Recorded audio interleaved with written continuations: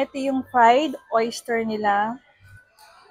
Meron silang taro-taro sauce, tomato sauce, and Japanese mustard. And with lemon.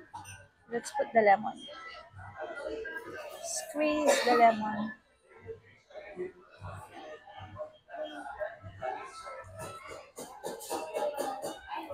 Okay, let's try. Let's try. First up, taro-taro sauce.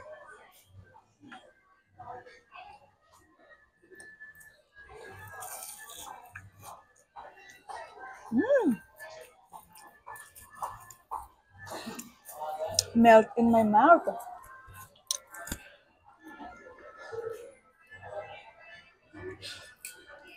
Melt in my mouth. Sobrang sarap. Milky inside. You can taste the oyster. Really, really good. Mm.